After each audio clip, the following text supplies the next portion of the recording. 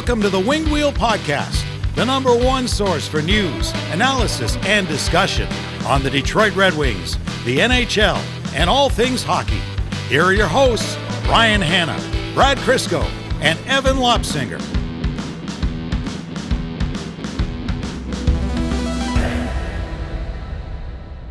It would have been really good if everyone was staying healthy to do this episode, Max, in person, and then we could have stayed over and watched the Canada-USA Four Nations finals tomorrow. But the players on the American team are either hurt and also have an infection and are like in the hospital and are either joining the team or not. Like they're dropping like flies, and so it's kind of taking the fun out of this.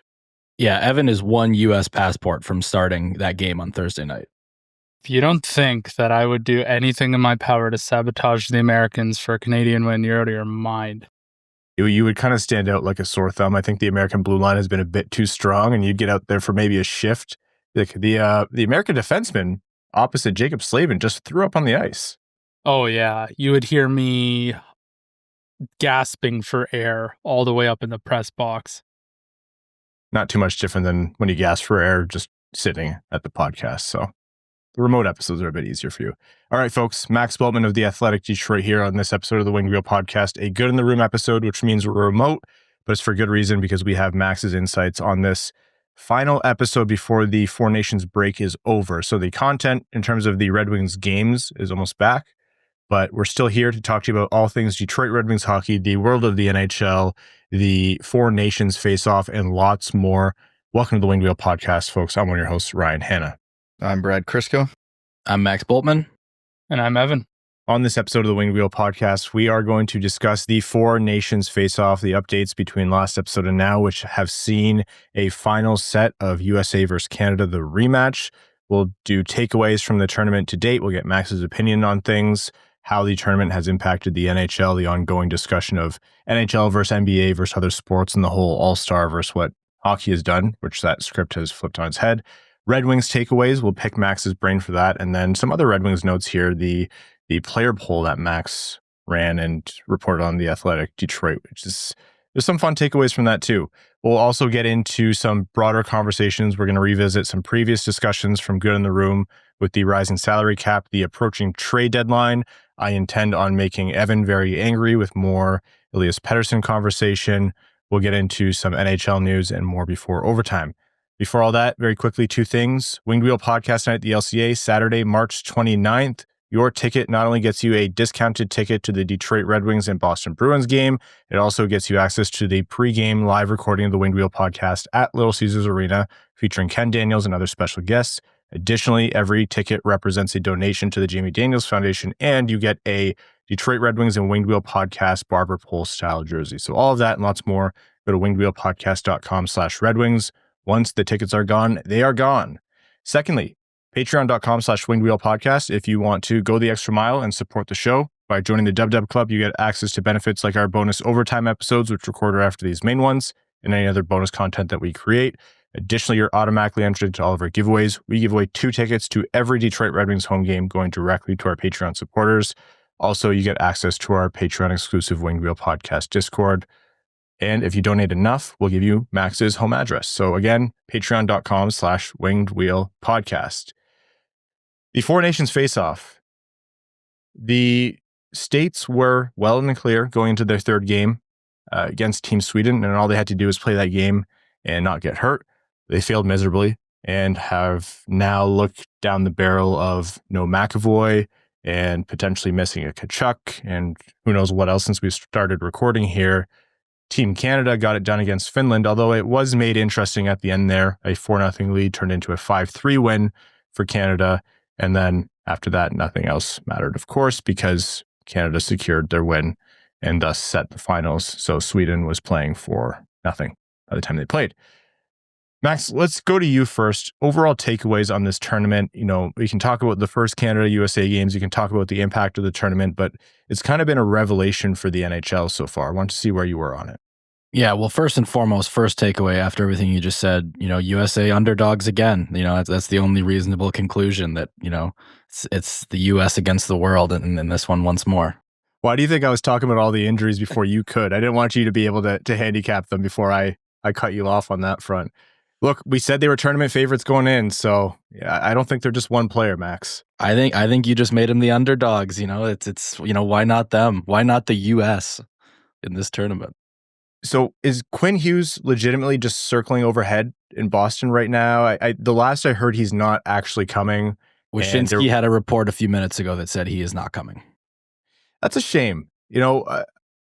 From what I've heard, there have been no objections from Team Canada. They brought in Thomas Harley with their injury situation. The NHL is very obviously just figuring this out as they go, and they're trying to adhere to some rules. But to me, I look at this tournament and I'm like, this has been an absolute success. The whole thing is arbitrary. It doesn't really mean anything in terms of Olympic medal count.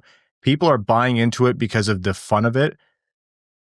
I get wanting to set a standard, and you have to take this seriously if you want this to persist and then transform into the World Cup of Hockey in 2028. I do believe that. I like good rules and good guidelines. I think they're important. But I also think sometimes you got to put the whistle away and let the boys play. And I think bringing Quinn Hughes over would have been the right call for the entertainment aspect. Especially when you consider he was initially on the roster. Like, this isn't a case of a guy who got left off and then now they want him to be on. He was on this roster until 3 or 4 days before the tournament. He had an injury and he couldn't go, and he got replaced. Now you'd think he'd be able to work back in, but it is what it is. I don't think anyone's going to cry. In all seriousness, no one's going to cry for the United States here to not have Quinn Hughes in this.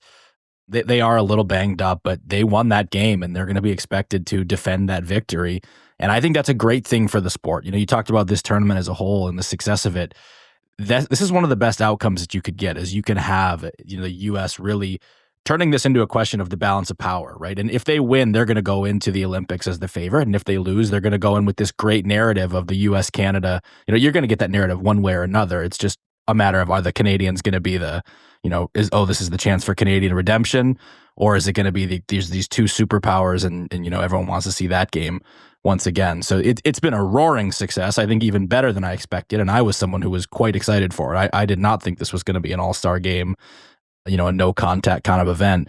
I thought this would be good hockey. It's been great hockey. And that's true with or without the 3 fights in 9 seconds thing that I think got a lot of attention. If you start that game 10 seconds in, yeah, you miss a great moment, but you see a great game. And I think that is the best part about all of it.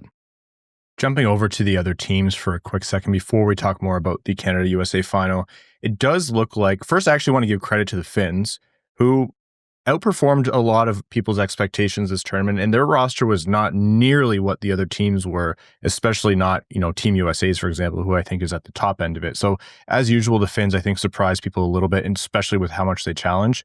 With Team Sweden, it was a little bit of the inverse. Like, they were pretty disappointing.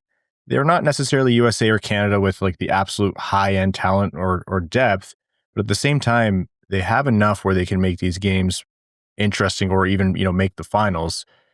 And then there's also reports of, sickness, like not just illness, like a little flu bug. I mean, like people were dehydrated, like completely worn out, beleaguered.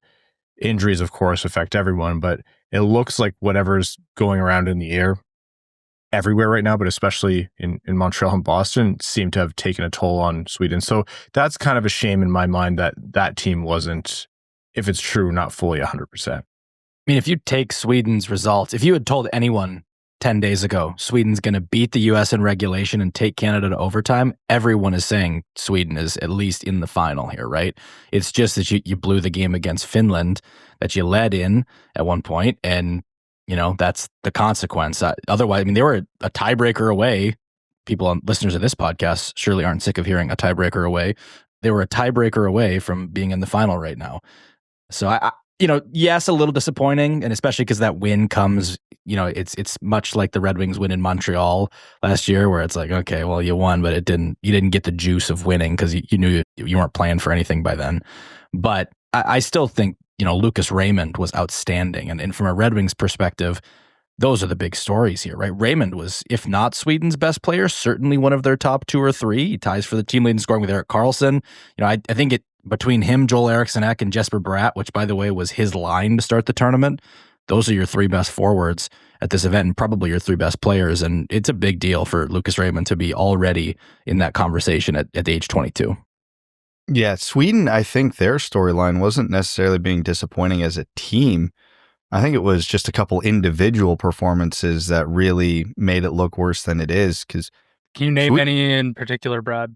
Yes, Elias Petterson. Okay, continue. Thank you. It's rude. Oh, sorry, the good one or the bad or the expensive one? Or the bad the one? Expensive one. I was teeing you up for your joke there. Right. Because they were the only team that didn't lose in regulation. Like they if it was under the point system, they collected points in every game. And Max is right. All the players he listed off were very good. I felt Rickard Rakell stepped up as a last minute addition. Obviously not having Markstrom was huge for them. But yeah, you look at the Pettersons and a handful of their other forwards, Zibanejad and Nylander was okay. But it's just some of their higher profile players did not step up to the plate. And I think that ultimately ended up being the difference for them. Because again, overtime with Canada, overtime with Finland. They're one big goal away from being in the finals, despite all these underachievers that were on the roster. Going to the finals now. I mean, a lot of people will be listening to this after the finals take place. And so understanding that like this is a tight timeline, but we're recording Wednesday night in just over 24 hours here. The puck is going to drop in Boston, Canada, USA. The boos are going to rain down this time for the Canadian anthem, and I have about as much. I don't know. I don't know if they will. I don't think so. I think a little bit. You know what? I'll be happy once the play starts. I'll be happy once I see what whichever standing Tkachuk is there does. I'll be happy to see the Canadian response. I'll be happy once I start to see who is going to outbattle in net, and by that I mean I think we all know what's likely to come. It's good for the NHL. You have to imagine Gary Bettman is cringing that there's now a political context to this. He had no passion for this to be the case at all, but it has a lot of eyes on this game. And now the whole NBA narrative, and you have Kevin Durant saying, go watch hockey. Like everyone is watching this game for a bunch of reasons that have nothing to do with the actual hockey, which is good because the actual hockey will serve for itself and hook people in once they see it. But it's hilarious how all of that's fed in. But I do think there will be some boos, yeah. Well, once the game starts, whether or not that happens, I still am skeptical that they'll boo the Canadian anthem, but maybe they will. And either way, they're not going to need the extra juice, whichever way that goes. Like all these guys are going to be fired up. I think Canada's going to be awesome in that game, and we'll see how it shakes out. I think the USA certainly has the talent to go toe to toe with them, but I think an angry and kind of motivated Canada team is a pretty scary thought going into this one. You know what's funny is there's always the conversation. I can't remember which American player actually said it this time around, but they were like, with Canada, you have to survive the first 10 minutes. You have to survive the first 10 minutes of Connor McDavid coming and doing elite superstar things at mock speed. Nathan MacKinnon doing the same thing, but kind of like a rhinoceros barreling towards you. If Cale Makar is healthy, doing the same thing. But I think what the States did in the first game is they can't replicate that necessarily. They can get really close. Their high-end talent is upper echelon. They can't replicate it, but they brought in their own version of you have to survive the first 10 minutes of the States. We are going to come in and we are just going to chuck our fists so hard. We said it last episode, like we're trying to punch your jaw off your head. We are going to challenge you and disrupt the game, cross-check you between every whistle and either side of the whistle. Like we are just going to be massive pains and we're going to threaten to score. And by the way, we have Connor Hellebuck in net. So I wonder how much the mental game is going to come into play here at the start. And I think what will make or break whether or not Canada has a chance will be if Binnington, assuming it's Binnington, makes the necessary first 5 or so saves. Yeah, I mean, Hellebuck is obviously the better goalie here, but if you go to their postseason big game track records, like, you may be able to find the odd person who's saying, give me Jordan Binnington in a high pressure moment over Hellebuck. It just hasn't been Hellebuck's career narrative. Now, this is a great opportunity for him to change that. And I don't think that should be overlooked. I mean, we've seen, guys like Larkin that don't have a playoff track record have elevated their profile so much in such a short span just because, okay, now you've seen it. Now you've seen Dylan Larkin be one of the most consistently noticeable players on Team USA. Even in the, he scores the 2 points in the Canada game, and that's huge. He was outstanding. He deserved every bit of attention he got for that one. He doesn't get on the scoreboard in the Sweden game, but how much did you notice him in that one? A ton. He had 2 grade A scoring chances in the first period of that game, and all game he was one of their best players. So even though Hellebuck obviously has a bigger profile than Larkin does, I think this is an opportunity for him to get that, hey, Connor Hellebuck stood in there against Canada in a gold medal game, and he got it done. And that's a great opportunity for him to have going into this one. After the last, we'll talk about Larkin more in a second here, but after last episode, I got some messages asking, why so hard on Jordan Binnington, and people wondering why Canadians especially are so hard on Jordan Binnington. And, I thought it was fair because I was like, you look back at it, and I thought Jordan Binnington could have been better. But if you match this against, game 55 in the NHL, then the performance has been perfectly fine. But I wonder if there's just been such a lack of the international best on best that you have to look at it as the expectation isn't that you're just fine. It's that if your team only scores one, you will still get harped on if you let in two, if they were at all savable on a good night for you. Like, the standards are just so much higher, and it's a glaring hole on the Canadian roster that they have no Hellebuck. They have no, extremely high-end goalie of the past like Price or Luongo or Brodeur or whoever they had. Like, it's a gap. And not to say that Binnington can't be like absolute nails in a clutch game. Like you said, Max, he has a track record of it, and that's probably why Canada's leaning on him. They think we only need him to be good for 60 minutes. But if it's not a guarantee, and that's why people hyper-focus on it. So I do think, I still stand by what we said last episode, what I've been saying about Binnington, but I also do very much agree with the detractors of the detractors, so to speak, that like it is maybe unfairly a heightened focus, but it's just that in these games, especially a short tournament, 4 games, you kind of have to be perfect. Career for the playoffs, Connor Hellebuck, 9-10, Jordan Binnington, 9-10. I think the context here matters, though, because it is such a short tournament. It's essentially a best-of-7 series, because 3 round-robin games, and then you got to win the 4th in the gold medal game. Only difference is you get some grace losing a couple of those, but Canada needed their last game to win in regulation to guarantee a spot. You look at the Sweden game, and 2 of the 3 goals Binnington should have had. Full stop, should have had. That game doesn't go to overtime. Canada gets the extra point. You could argue both goals, and I would argue both goals the States scored against Canada should not have gone in. That's a 1-0 win for Canada. First goal against Finland, which started the comeback, definitely should not have went in. The thing is, when you're playing best on best, there are no bad teams. And when it's a short tournament, there is no margin for error. One bad goal here or there, your whole tournament's doomed. And that's the difference between Binnington and Hellebuck right now. Hellebuck hasn't given up that goal. Binnington's got, you could argue, 5. And he's played 3 games. Even if you want to give him grace on like the Larkin one because it was a perfect shot, or the Brodin one because it was through traffic, that's still 3 bad goals in 3 games in a tournament where you have 3 games to make the final. And again, I made it clear last episode, I didn't agree with the decision to go back to Binnington against Finland. I would have tried Hill in that game just because it's a short tournament. There's no room for error. If he's showing better in that game, you run with him. If he has a poor showing, sure, you go back to Binnington.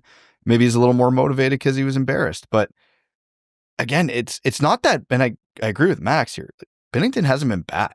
He's made some 10-bell saves. And if this was just regular season February hockey, it's perfectly acceptable. But it is not those circumstances. There is no margin for error. I guess one saving grace for Jordan Binnington is the last time he played a big game in Boston, he won the Stanley Cup. So maybe he can harness some of that energy again and help Canada overcome the States on enemy soil. And on that note, speaking of Boston, before we get into predictions, we do have to mention again, Charlie McAvoy is out. The Bruins announced that he has a significant injury to his AC joint, but also was diagnosed with an infection in his right shoulder. He's hospitalized for treatment, of course. Horrific. Took a cheap kind of shot from behind into the post against Finland. I think it was it Armia who shoved him into the post? And then I don't know where the infection comes into play, whether that was after or before, whatever it is, but tough break. And especially if you think McAvoy, we talked last episode of the massive impact he had against Connor McDavid. So the States are going to be feeling this. I mean, Canada has injuries as well. The entire tournament has been riddled by injuries, which is kind of unfortunate, but all that factored in, what are your predictions before we talk more about Larkin Raymond? What are your predictions? Gold medal game, championship game, whatever you want to call it, 4 nations face off, Canada, USA. Max, you go first. First of all, I also want to say, like, McAvoy played that Canada game hurt then? Like, is my understanding, if this goes back to the Armia play, like, that's incredible because he was outstanding in that game. He was physical in that game. I think that game, you could argue, kind of started to turn for the U.S. when he made that big hit on McDavid that obviously ultimately results in a U.S. goal. They tie the game and all that. So that's incredible, and that's a huge loss. I think that's about as big a loss as the U.S. could have taken, considering his role, the position that he plays and the way that he plays it. It's hard to replicate the impact of a guy like that, right? You bring Sanderson, I think Jake Sanderson's really good, but Charlie McAvoy's just got a little more edge to his game than that I think is really hard to replace. My prediction for that reason is going to be Canada. I think it'll be another close game, probably like a 3-2 kind of game. That's my prediction, but we'll see how it all shakes out. Now, the U.S. will find a way to make a push. It's just, I think the Canadian difference makers really were excellent early in that Finland game. They seem really locked in, and I think without McAvoy, that's a big loss to trying to slow those guys down. I will counter what you're doing here, Max, and I'm going to say it's going to be a 2-0 lead from the States. Canada's going to come back in the third period, 2 goals from Connor McDavid, and in overtime, it's going to be the captain, the real captain, Dylan Larkin, as the hero for the States, 3-2 USA. I'm going to go 4-2 Canada with an empty netter. I just feel like because the States lost McAvoy, you're not going to have the 3 fights early on, which I think favored the States more than it favored Canada in that circumstance. I think you're going to see a more disciplined Canada, a more urgent Canada, and in a 1-game showdown like this, and you're sitting there with McDavid, MacKinnon, Makar, Crosby, you only need one of them to go nuclear to win that game. And they're going to be motivated. I think Binnington's going to give up a stinker, possibly too. Like Canada's not going to be able to hold down the United States offense. I know that, but I just feel like between those 4 superstars, they're going to be able to bang out a bit more offense than they did last time without McAvoy. So I'm going to go 4-2 Canada, empty net with Larkin getting one of the 2 for the States. It's going to be 25-0 for Canada, 1 goal for each percentage of the tariffs, and they're going to play the national anthem of Canada inside the Boston Gardens. So that's my prediction. Yeah, just real neutral there and really adhering to the no politics rule in the show. Appreciate it. My pleasure. Okay, you mentioned Dylan Larkin a couple times there, and we'll double back to what you start to talk about, Max, with Raymond as well. Dylan Larkin and Lucas Raymond have been not just a revelation for the Red Wings, especially Raymond this year, but there's been a bit of a coming out party. I think Larkin suffered a lot from, he's the captain of a bad team. He's a first-line center on a bad team for the last X years, and so he's not actually that good. Was down the lineup for the States to start, didn't get a lot of minutes to start, and it didn't take long for that to turn around. And with Lucas Raymond, he's been good, he's been getting better, and this year has been a massive coming out party, and that's just now showcasing to the rest of the league at an international stage. We talked about it last episode. What are your takeaways on the massive performances from the Red Wings players in this tournament? Yeah, I think similar to your guys, it's been really impressive. It's cool to see, right? Like, I think we've talked about Dylan Larkin and his place in the NHL for a long time now. And at the start of this tournament, I remember I sent a tweet that was like, wow, I'm surprised Larkin's not on either power play unit. He's really good in that bumper role. Like, I thought it was a pretty innocuous tweet. And I was surprised at how much pushback I got of like, oh, you're overrating him. I have not heard that once since the Saturday night game, right? And I think that's representative of the impact Larkin has made and the performance he's put up. Mark Lazarus, my co-host on the Athletic Hockey Show, said he is the guy who's raised his profile the most at this tournament when we hosted that on Monday. I think that just speaks to how much everyone is taking notice of a guy who, they haven't seen in these kind of games before. And I really can't fault people for that. There's not really usually a reason to people to tune into the Red Wings and feel like, oh, this is a huge game tonight. But they've had no choice but to notice it at this one. When we talked about this last episode, I said something like this has a chance to help the Red Wings catapult further. And that might just be biased to me. It might be my Red Wings colored lenses here. But I do think for a player like Lucas Raymond in his still formative stages of becoming hopefully a superstar, this kind of thing matters. And I said it doesn't necessarily apply as much to Dylan Larkin. And I saw a quote from Dylan Larkin, which simultaneously made my heart grow for him and also broke my heart as a Red Wings fan, which was I haven't won anything in a long time, or I don't know if he said like 10 years or a long time or whatever it was. And I was like, yeah, it's been a long time for Larkin. He has not won anything. And we've always said that he is the embodiment of a guy who hates to lose. And so him getting a taste, a sniff of success, no matter what happens in this championship game, I think this has a chance to even give him an extra gear. Not that he needed one for the Red Wings in pushing them forward. I think it just goes a little bit farther of a way in proving, I think Larkin knows he's good. But when you play like this against players like this, how can that do anything but like really up your confidence even more and go, oh, I can take over. If I can make this kind of impact in these games, I can take over a game against the Ottawa Senators. I can take over a game against the Minnesota Wild. Some of these teams they're going to be facing with a lot of stakes as soon as they get back. So yeah, I think it can propel them. And certainly the same for Lucas Raymond, who, like you said, arrow's been up, up, up, and you go onto this huge stage and against Team Canada, it's Raymond making plays that we see him make in Detroit, right? It was a similar play to the one that he made to DeBrincat with that kind of deceptive look to the back door. And it wasn't for a shot. I think it was maybe to Bratt or Eriksson at Bratt, for a pass across the front of the net. But it's just stuff like that. And you see it on this stage and you go, okay, this is not a one-time deal. This is something that's going to be repeatable, and you can look forward to a lot of it for many years to come. With the contracts coming when they did, obviously Steve Yzerman was always going to drive a hard line, but I'm like, oh my God, am I happy that those contracts came last offseason rather than this upcoming offseason? Because it's not just Raymond who'd be more expensive because of where he is now in his progression. Dylan Larkin is looking at the rising cap and looking at what he did for Team USA. This stuff matters. And he's going to say, well, these are my comps. They were on my team for a couple weeks there. And that number does not start with an 8, might not start with the 9. Yeah, I think that's wow. Getting him in $7 million? That's insanity. Well, when you put it that way, though, right? Like, I mean, who's been better at this tournament, Dylan Larkin or Austin Matthews? Larkin, and anyone who tells you otherwise is a Toronto Maple Leafs fan. Larkin or Jack Hughes? Larkin looks like he can hang with the physicality out there. Absolutely. And I think Jack Eichel's been really, really good, so I don't think I'm going to go that far. But they've been both excellent, right? He doesn't look like a big drop off from Jack Eichel in terms of impact. They've done it in different ways. I'm not saying that that's a full 1-for-1 translate, right? We know what Austin Matthews has done in the NHL. It doesn't, a 4-day tournament where he may or may not have some injuries going on doesn't invalidate that.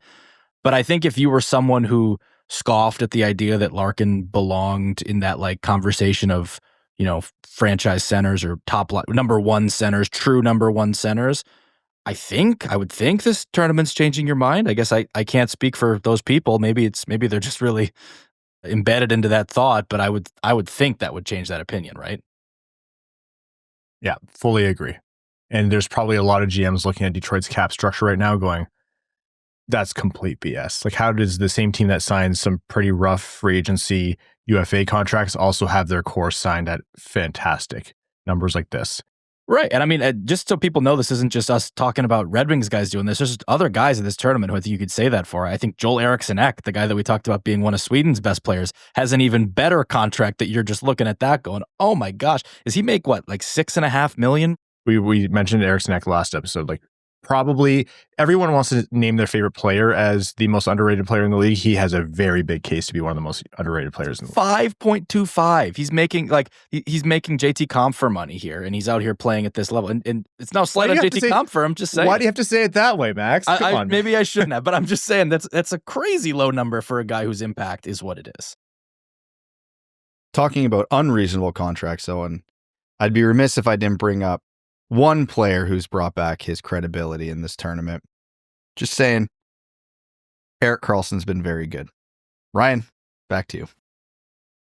Brad, you get I have egg on my face because I have been on not an anti-Erik Karlsson train. I've just been like, he is not the player he used to be. He does not look like a defenseman. He is still a forward in defenseman clothing, and I think the modern NHL allows him to do that because the world ain't right anymore. But he has been outstanding this tournament, and he does deserve the credit. Like, I think Dom's model had him rated out as like the 4th or 5th best player in the tournament so far. So he deserves his flowers. Brad, don't ever make me acknowledge that again. It's still not worth trading for him. I didn't think he should have been on this roster at the start of this tournament. I mean, I was calling it like a legacy thing, and you had to do it, right? But like, I didn't think if he's not going to run your power play, and he's not with Dahlin and Hedman up there. I mean, power play too, obviously. But if he's not going to run your top power play, you don't need him to necessarily run either. I didn't think the 5-on-5 impact was enough to justify it. But yeah, egg on my face too.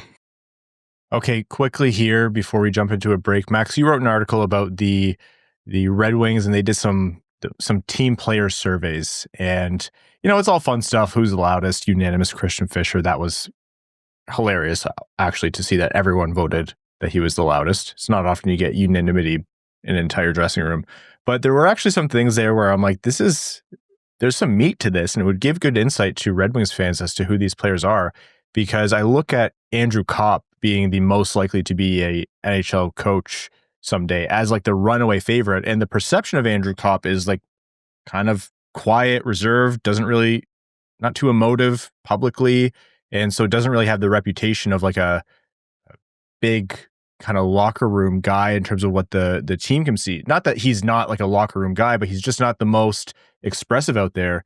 But by all rights, the team sees him as a fantastic hockey mind. And that's why he has the respect of his coaches and his peers.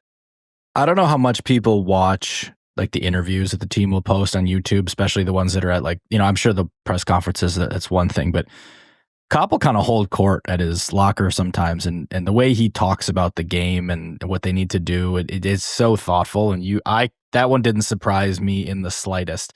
I thought the Jeff Petry one was another interesting ad there. Those are two guys who have been around the game and are very smart players. But yeah, the Copp one, I think, makes total sense. And I can see that for him. I thought it was funny. One player even kind of gave him a destination. He said his whole persona points to Michigan hockey assistant coach in the future. So maybe we'll see that one. I don't know. Be a great starting point. Any other takeaways from the kind of players' perceptions of each other? Actually, it was very funny reading.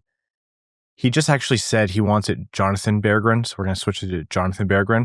But it's very funny, like unanimously, like he is just a man-child who needs to be, like he's still learning how to be an adult. And like he's a goofy dude, like just so like lighthearted, loves to joke around, bounce around the locker room. But it's funny that his NHL teammates are like, yeah, Jonatan, yeah. These are all very lighthearted, right? So I know some people in the comments to this story were like, oh, are they picking on this guy or what is it? And they're roasting him lovingly, right? It's the way that you talk about any of your friends, right? I'm sure this is how my friends talk about me. I've been with my wife since I was 19, so my aptitude for doing a lot of things, I can't build anything because she can, so why do I need to, right? It's stuff like that. I would have led this vote by a landslide if it was a poll among my friends. So I think I can like speak from that perspective when I say like that none of this is meant to be too serious. But yeah, I think there's little fun dynamics that pop up like that, right? There was one guy who voted Berggren for most likely to work in media. And at first I was like, really? But then he said, I could see him having a YouTube channel. And I was like, yes. Not only yes, can I see that? Yes, I need that. Hey, what's up, guys? Welcome back to my channel.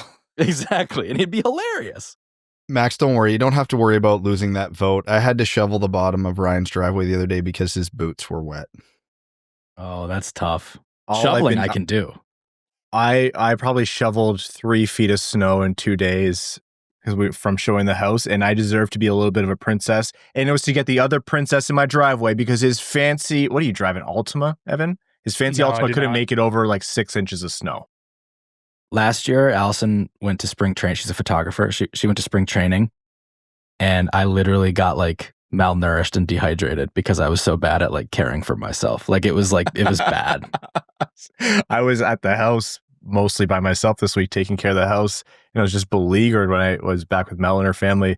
And I was like, I barely ate all week. I just didn't get around to it. And both Mel's mom and Mel looked like they were going to cry when I said that. We really are nothing without them, huh? No, I'm pathetic. Like I've accepted this. Like I'll just like, my wife goes out of town. I'm like, all right, so I can get Little Caesars and that'll last me 3 days. And then, the next one, like walking distance from my house. And I'm like, all right. And then, what do I do for the rest of it? This year, I'm doing better. I got myself a bunch of like salad materials and I'm making the same salad every day for lunch. It's routine. It's easy. But yeah, dinners, it's a panic. What do I even do?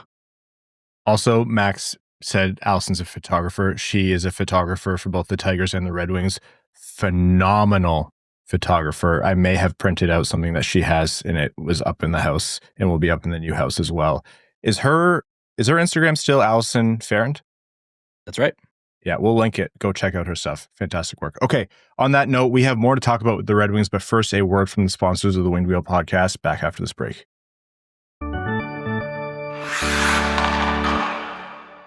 This show is sponsored by BetterHelp.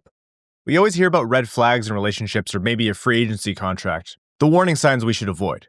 But what about green flags? What are the signs of a healthy, supportive relationship? Therapy can help you recognize those green flags, practice them in your own relationships, and even embody them yourself. Whether you're dating, already married, building friendships, or just focusing on personal growth, it's important to surround yourself with relationships that love you back. Therapy isn't just for people going through major challenges. It's a great way to learn healthy coping skills, set boundaries, and grow into the best version of yourself. It's about giving yourself the tools to navigate life with confidence and clarity, just like a GM at the trade deadline. BetterHelp makes therapy easy and accessible. It's entirely online, so you can connect with a licensed therapist from anywhere. With a network of over 30,000 professionals, you can find someone who fits your needs, and if it's not the right match, you can switch therapists at no extra cost. Discover your relationship green flags with BetterHelp. Visit betterhelp.com/wingedwheel today to get 10% off your first month. That's BetterHelp, HELP.com/wingedwheel.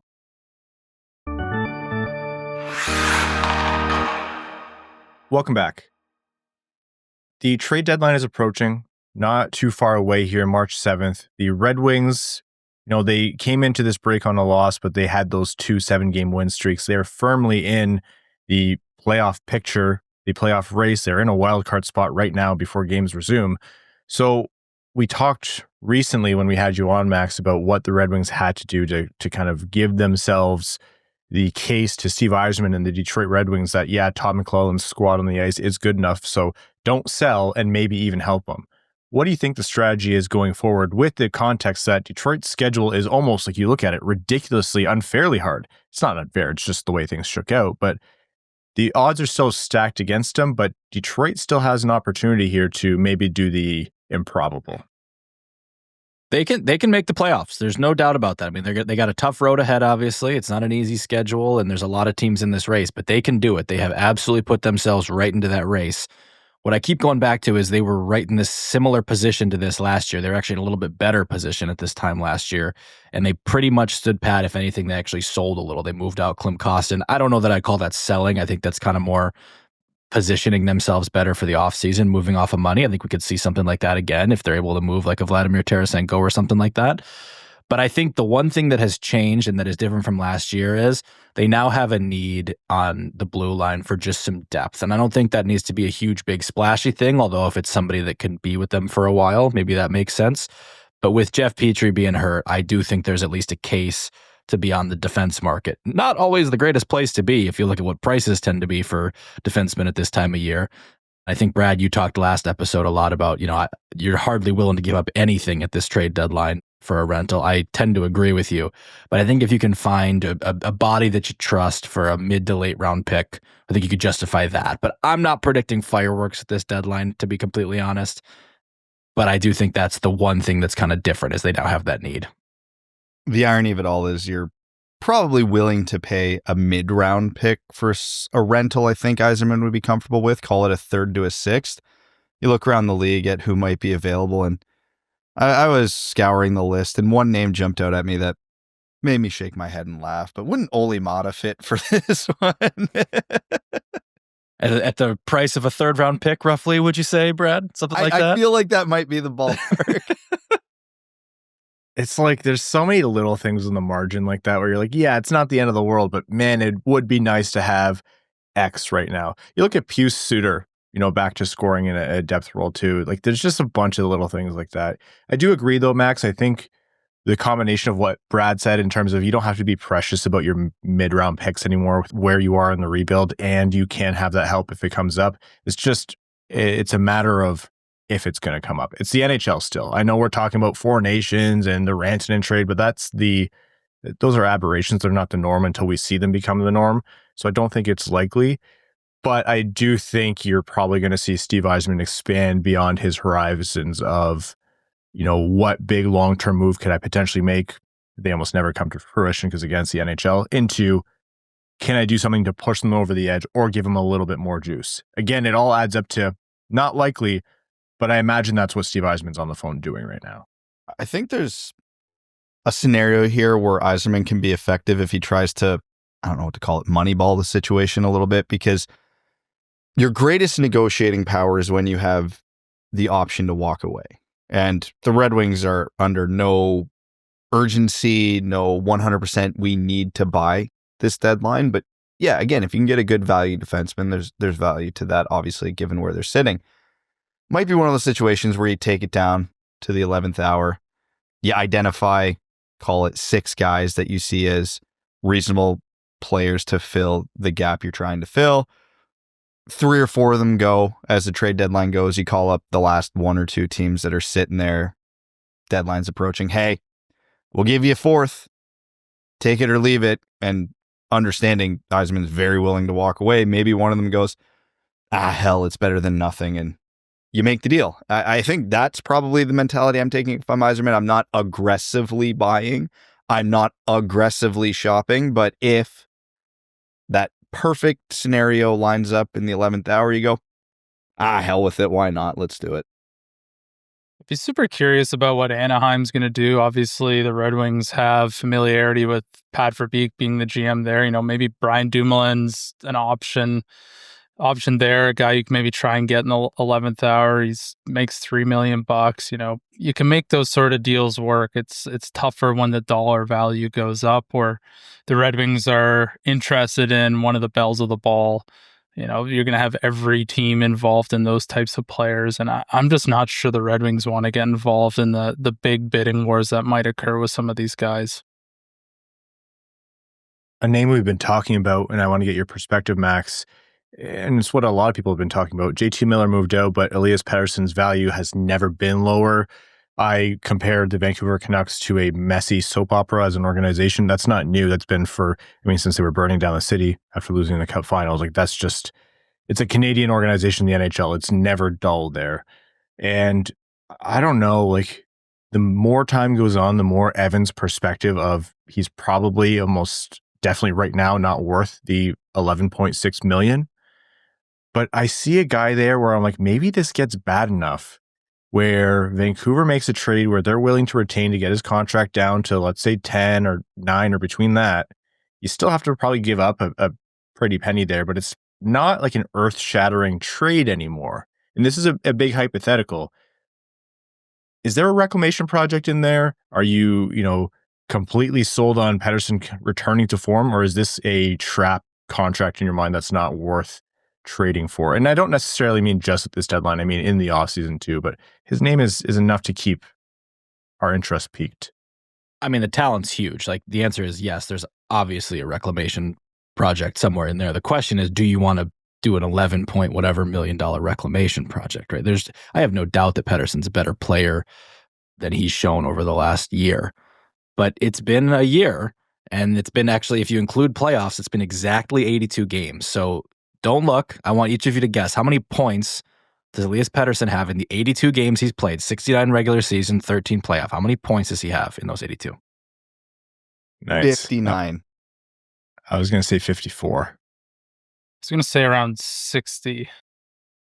Ryan hit it on the head. He's got 54 points in his last 82 games since he signed this contract. That would terrify me, right? That's a number that you're okay with for a guy making $6 or $7 million. And I think it's probably the floor. I don't think we're going to see too many more stretches from Elias Pettersson of 82 game stretches where he only scores 54. But the number to justify $11+ million is quite a bit higher than that. I think you got to be at least a predictable 70+ point player on that kind of money. Obviously, you're hoping for much more than that. He signed it coming off a year where he had 100 points. And I think you really want a point per game player at a minimum for that kind of money. You think about what Dylan Larkin's doing at $8.7 million. Not everything needs to be dollar in, dollar out. I get it. There's certain skill sets. Pettersson is a pretty well-rounded player. He's had Selke votes on multiple occasions. I get all of that. But man, to be talking about reclamation at that dollar figure is kind of crazy. I find myself being pulled a little bit to Evan's way of thinking on this one. to check myself a little bit here, after Mitch Marner signed his contract, I started saying about him, if you're going to demand that kind of money, then you have to back it up. You lose the luxury of saying, oh, it's just not the right situation for him, or this or that's unfair, or, he has this lingering thing. There's a certain point when you're making that much of your team's cap where it's kind of, tough beans. It's like when I think about NHL players and yeah, it's hard getting traded, or certain elements of the industry are hard. Yeah, well, the fans who are going to your games and paying good money to see you are making orders of magnitude less. So the sympathy only runs so long. And so in a cap perspective, I do have to kind of apply the same logic and unfortunately agree with what Evan's been saying for a long time. It's starting to show as a very risky proposition, which is why I default to, if you're a team like Detroit, it's probably worth waiting till the offseason to try to secure a big name free agent that might be available there. The names that are going to keep coming up, because those are just the ones that are there right now, are Rantanen and Marner. And I mean, the Rantanen situation too, like it's not exactly pointing towards he's going to sign big dollars long-term with Carolina as well. So maybe things don't go well there and you can grab him for 7 years, at which point I'm much more confident giving a Mikko Rantanen, who's underperforming, mega bucks for 7 years than I am trading for Elias Petterson at this point. The one thing there, though, is the age, right? And Petterson being a couple years younger. I do think it's not that much age to be a huge difference, but it's a factor.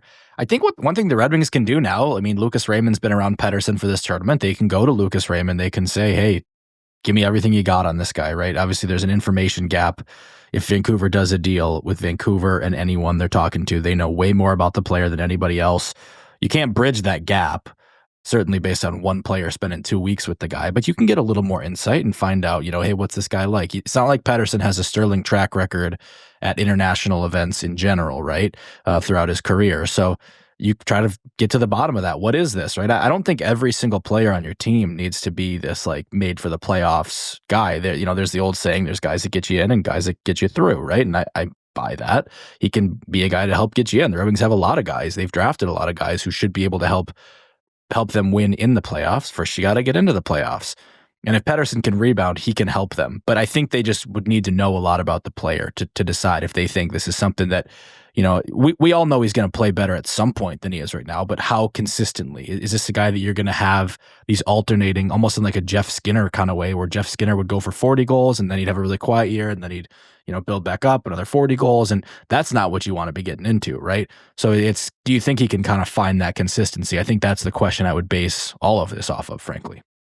Ryan alluded to it a little bit, and it's kind of where I'm at in my head. We've talked about the Red Wings don't have the luxury to get picky with the superstar forwards that may come available, because I think everybody in the world would agree they need one. And if you look at it, what is your preference? And I don't know what my solid answer would be here, but let's say Marner and Rantanen are each getting 14 mil by 7 years in free agency.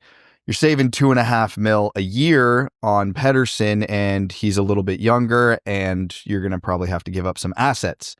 So you could be swayed in either direction, because obviously the AAV and the age is in Pettersson's favor, but at this point, I think we could plainly say that Marner and Rantanen are better players. So what's your flavor and what's the better long-term play? I'm going to do a quick correction there, Brad. They don't need a superstar. They need another superstar. And secondly, if we go with Max's suggestion here and we asked, players in the tournament, whether it's Lucas Raymond on Team Sweden or Dylan Larkin having played against Team Sweden, it means they're trading for Erik Karlsson. And then I have to suffer Brad and his never-ending joy of Erik Karlsson being a Red Wing. So I don't know. Hold on, let's get weird. Erik Karlsson, you get, let's say, 40% retained, and he's playing second line right wing.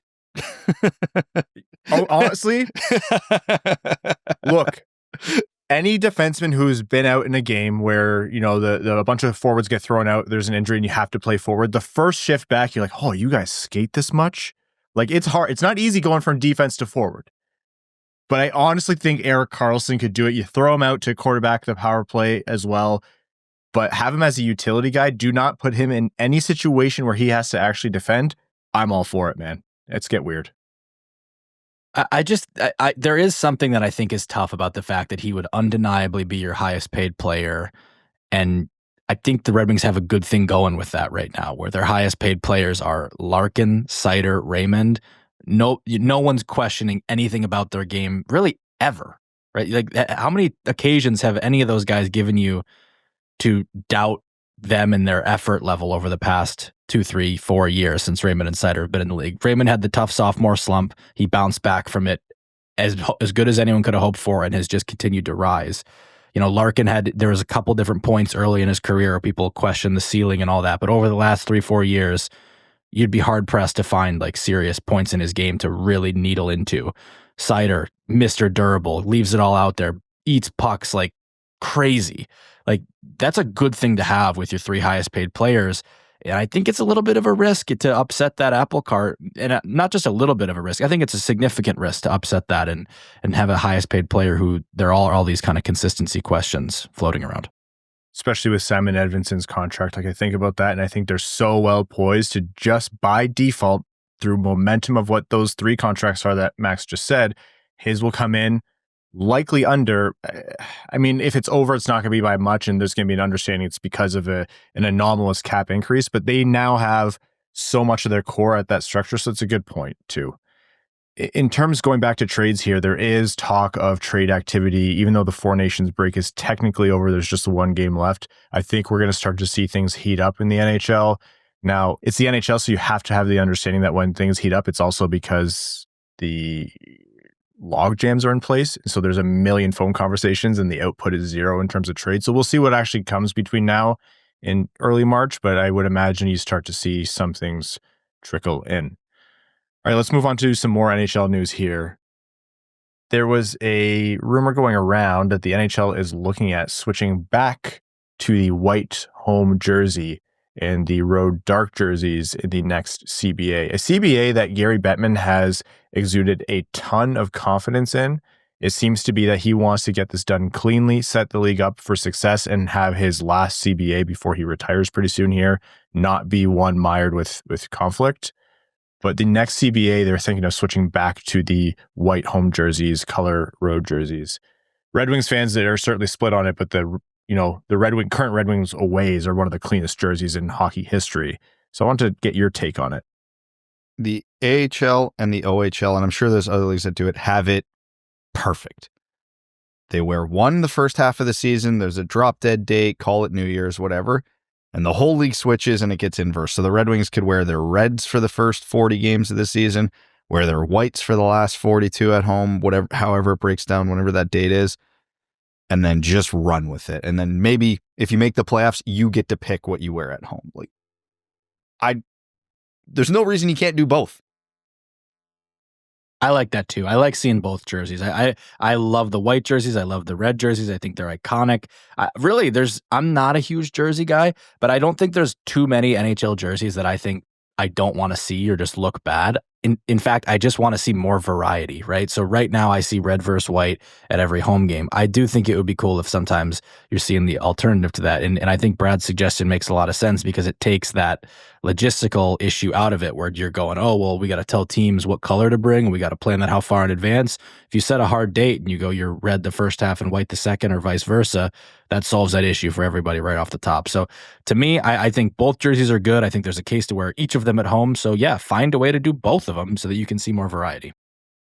Yeah, I think that suggestion or some variation on it, like have 15 games each, the dark jerseys, the white jerseys, and for the other 11 home games, if you're playing all of them at home or if you have an event or whatever, you can either pick or that's when you have a third jersey. I think the NBA does too much for me, but just by a little bit. I think you could do a bit more. I know, like, especially hockey jersey manufacturing is so technically difficult, and especially your switching manufacturers right now. Fanatics always has their own, crap going on in terms of quality or whatever. I do think the on-ice jerseys that you see so far with them have been decent. I'm not really in the jersey game, but crank out the third jerseys, man, and show it off for the team. It's a revenue stream, so I'm surprised they're not doing it. I would have rather have seen them, throw away their ideals with home jerseys and third jerseys and all that before they stuck ads on the jerseys. Like they were going to do both, and they'll do all of them at the end because it's more money, and that's what they'll always go for. But to me, I'm like, fans will buy them. There's fans with 4 Nations jerseys, and I guarantee you, half of those fans probably, talk crap about the Four Nations when it came up as a concept. And there they are wearing the logo on their chest. So, yeah, really, it's an opportunity for home teams to invent more third jerseys or, bring back some third jerseys that they can pull back into production and make some revenue on. I would love to see more games like, Toronto wears their blue, Detroit wears their red, like colors on colors, because it just visually, it just looks so nice. It obviously would be difficult if two teams have dark colored jerseys. You'd have to be a little bit more organized around that, but this is a professional sports league. I don't see why carrying around an extra set of jerseys really becomes a hindrance or a hurdle that they can't overcome in this scenario. I'm with you on I love the color on color matchups. The NHL does have to be careful with that, though, because I remember years and years ago, whatever year it was, the NFL started doing their color rush uniforms. There was a Thursday night game between the Bills, who wore their red color rushes, and the Jets, who wore their green color rushes. And a lot of people who were colorblind, like, I don't know exactly how it all meshes together, the different kinds of color blindness, but they could not tell the difference between the Bills reds and the Jets green. So it created a lot of confusion for those people. So I like it, but they do have to be very careful with it. We'll never be able to play the Minnesota Wild ever again. Oh, Matt, the Minnesota Wild, when they had their like red and green like Christmas jerseys, those must have been a nightmare. Yeah, those would be terrible. But the great thing about Brad's suggestion is you're still getting white against dark, right? It's just that it's based on the time of year, and so you're going to see both over the course of the year, right? If the Leafs come to town twice, you might see red versus white once, and then you're going to see white versus blue once, and it's the same teams, and you can kind of do it that way. So I think that's a great idea, Brad. And then with Bettman talking about, going back to the CBA, talking about the confidence there, I just have to imagine that everyone is going to put their heads together here and say, hey, we got a good thing going. The cap is going up meteorically. Things are weird right now economically. They're very uncertain, as they have been. So why pull ourselves down and make ourselves vulnerable to that? I tend to believe him when I think that there aren't going to be any massive issues or big swings either way, because they're going to just want to not keep the status quo, but tweak where things are more amicable and amenable to change and not rock the boat. Because I mean, we've said forever, they need to capitalize on their market share that they've lost over the years here. And if you have an advantage over the NBA, who's kind of looking tough right now, and if you can, steal viewers away, you have to take that opportunity. So, I mean, it's a good sign because it means lower chance of a work stoppage here. Yeah, to your point, I mean, you talk about like no major issues. I think we would kind of know if there were, right? Like in baseball, you can look ahead and go, you could very easily see a salary cap fight in baseball, right? Because they don't have one right now. In hockey, what is anyone upset about right now? What would the owners be upset about? What would the players be upset about? I'm not aware of anything. And so it's knock on wood for sure, because none of us want a lockout here, but or a work stoppage of any kind. But I just have a hard time seeing anything either side is fired up about enough to even get close to that point. And that's the really encouraging thing. I would imagine the players union wants to get rid of escrow going forward. I know it's been suspended or paid off for this year, but I would imagine that will be a massive sticking point for them going forward. Obviously, the league's in a great spot having escrow suspended, so everyone's happy about that. But when you get back to the bargaining table, you can't predict what's going to happen from the start of that CBA to the next.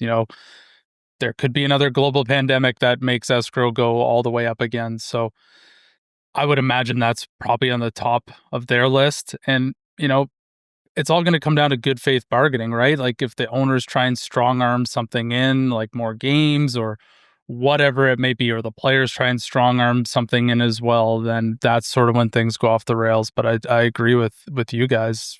Right now, the NHL is in a very advantageous spot with sort of the short-term demise of the NBA and all eyes on the Four Nations tournament. I can't believe I'm saying that. They're in a great spot to continue to drive revenues, and I think both parties would be crazy to try and negotiate in bad faith with the next CBA. And because the option of eliminating the salary cap overall is absolutely not on the table, Evan no longer has interest in this conversation. We can move along. We'll move along. Quick break here, and when we're back, the final segment here on the Winged Wheel podcast. We're going to overtime. Overtime is brought to you by our Patreon supporters, patreon.com/wingedwheelpodcast. If you want to support the show, join the Dub Club, get your questions read out on air here or in our bonus overtime episodes. You also get benefits like entry into all of our giveaways, giving away 2 tickets to every Detroit Red Wings home game, the Discord access, Max's home address, golf club of your choosing from Evan's bag once a month, all of that and lots more. So again, patreon.com/wingedwheelpodcast. Evan's actually in favor of that one because then you can just buy new clubs way more I get often. new golf clubs. This is great. Yeah. And you do need an exorcism from a club about monthly during the season. Yes. The first time you offered up my address, I assumed you were kidding, but now that you've repeated it, I have to really consider that might be real. Yeah, I'm getting really close to contractual obligation here, I think.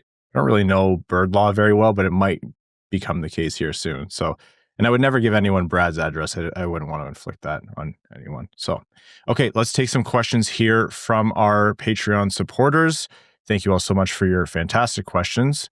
Cody says, thoughts on the NHL adding an NFL-style franchise tag contract. So, we talk a lot about the salary cap and how do you get around it. The franchise tag, any version of that would you see fitting in the NHL? It doesn't really do anything to solve the problem. It just gives you an extra 1 year or 2 years of a player. I don't really like it. I think, if anything, that's the kind of thing that introduces the, distrust or whatever and would be worse. I don't think I like the franchise tag in the NFL, and I don't think I would like it in the NHL. I don't like it.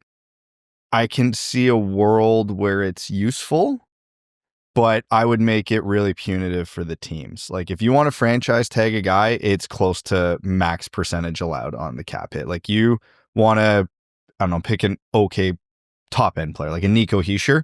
Cool. You can franchise tag him. He's making $17 million next year. Yeah, I mean, the way that it's already structured is like guys are usually hitting free agency at like 27, 28, 29.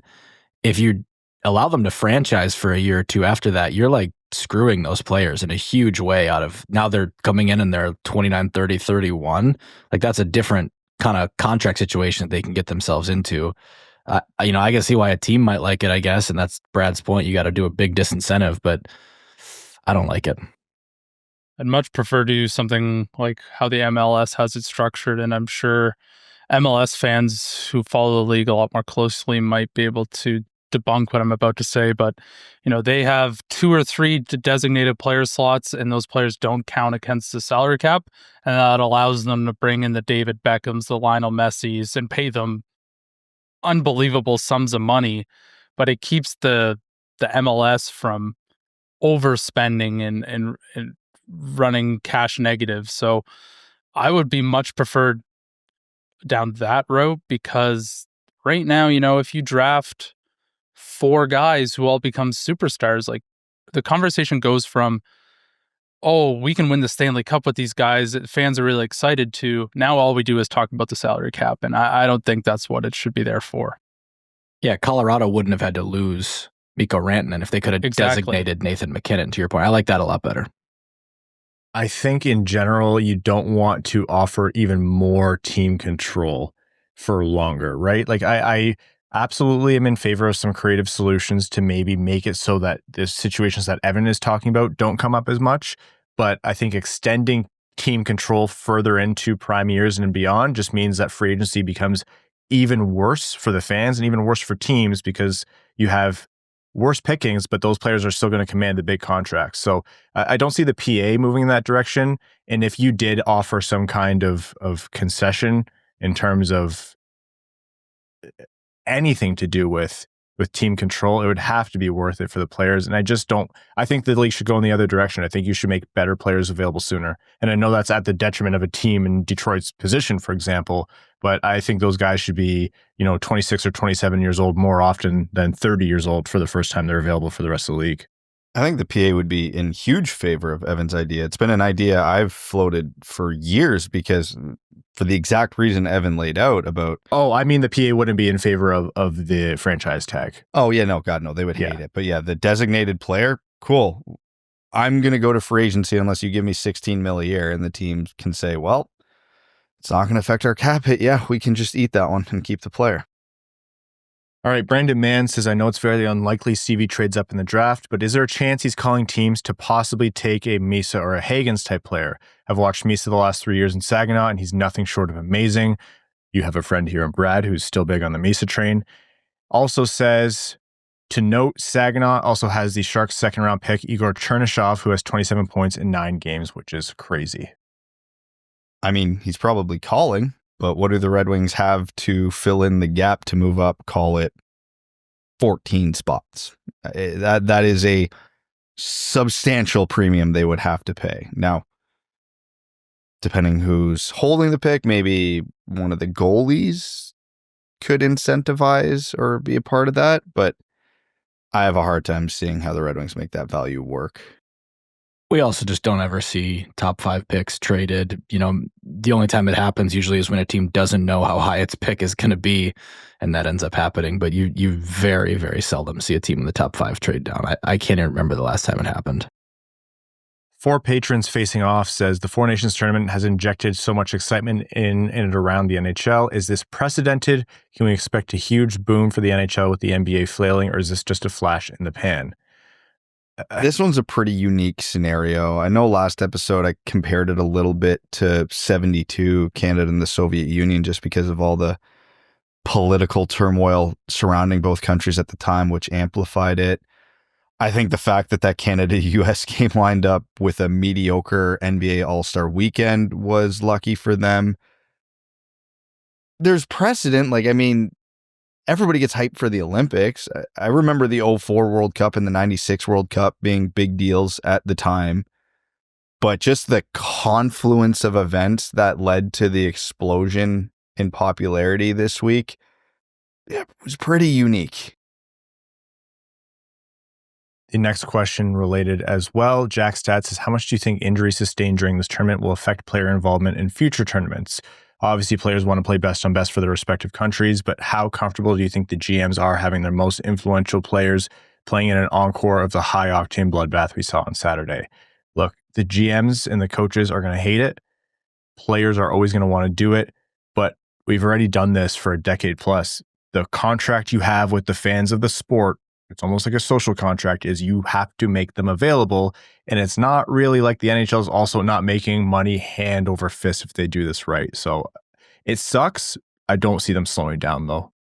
I was having a conversation with a buddy earlier today about is the NHL going to do this every year? Never have an all-star game again and just do this. And this was one reason I said, no, they will go back to that, because part of why I don't think the injuries will deter people is because it won't be an every year opportunity. If you could say, I'll just do it next year, then yeah, you might be willing to skip one.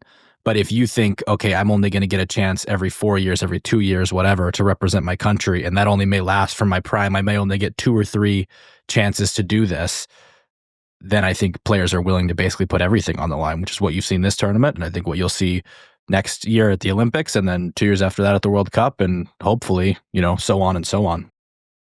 All right, next question here. Let's go to D-Boss's D-Boss says, what are your guys' thoughts on William Wallinder this season? Think we see him in Detroit next year as a bottom pair / 7th D role. So does he come in as what Johansson was to start the year? I don't know.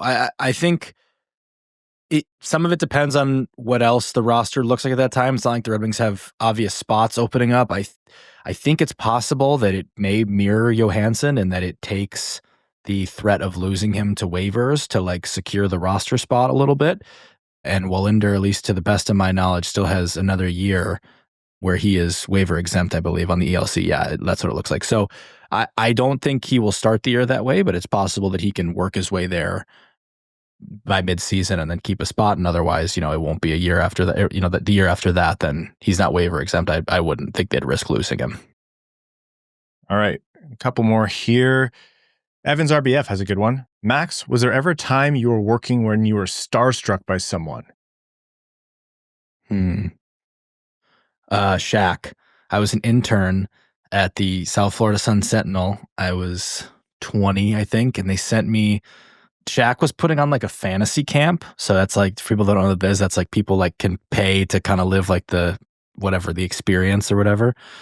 And I went because one of their young players, and I'm trying to remember if it was like Hassan Whiteside, I think that's who it was. He was up for a contract soon, and they wanted me to go ask Shaq if he should like take a hometown deal, basically.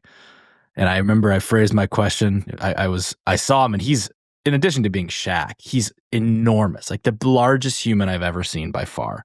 And all of a sudden I'm talking to him. I'm supposed to ask him a question. I'm in this media scrum, and I'm kind of working up the nerve. I'm young, whatever. And I remember the way I phrased my question was like, how should he weigh loyalty in his next contract negotiation? And Shaq just didn't miss a beat and just went, there is no loyalty in sports. And I was like, okay, that's burned into my memory forever. As the great Shaquille O'Neal once told me, there is no loyalty in sports. I don't actually even know that I believe that, but I thought it was a good answer and a great memory. That's a good NBA answer, especially right now. Yeah. Shaq has like LeBron level corniness, and he's very emotional. It's like your buddy who posts corny, cringy stuff on his Instagram stories where you're like, geez, man. But it helps when you make tens of millions of dollars. But he's absolutely like, that was a moody answer. It was awesome. And I tell that story all the time. Like my friends are probably, every time they bring, I'm like, I met him once, that tells you how starstruck I was, that I can't stop bringing it up to everyone I know.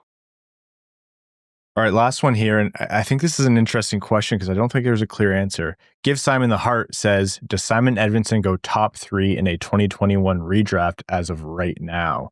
And it's interesting because that draft, like that order does not hold. And that goes to say for every draft essentially, but that one really, like it gets shaken up. You had Power, Beniers, McTavish, Hughes, Kent Johnson, Simon Edvinsson, Eklund, Brandt Clark, Genther, so on and so on. Ottawa took Tyler Boucher, which, I mean, but where does Edvinsson go? How high up is he? Is he in there in the mix with Luke Hughes, with Mason McTavish, with Beniers? How high up is Matthew Knies? Would you put him in the top 3? This is an interesting one because we were talking about it off air. This is a sneaky deep draft relative to what it was advertised to be. A lot of players are outperforming their draft slot, Edvinsson obviously being one of them. I think it would come down to, what's your flavor? Because some GMs look for the offensive talent. Some people would look for the unique defenseman or the shutdown defenseman. So the GMs who love defensemen, I mean, you got the two giants in Power and Edvinsson plus Luke Hughes, all have really good cases for not just top 3, first overall. So I think it's well in the realm of possibility Edvinsson goes in the top 3. I think it's possible he goes number 1. But if you're leaning a forward, you can make a great case for Matt Beniers, Dylan Guenther, Wyatt Johnston. So it's interesting. I think there's 6 or 7 guys who could legitimately make a case for first overall, and I do put Edvinsson in that mix. But again, depending who the GMs are, you could redraft it and he goes 6 again.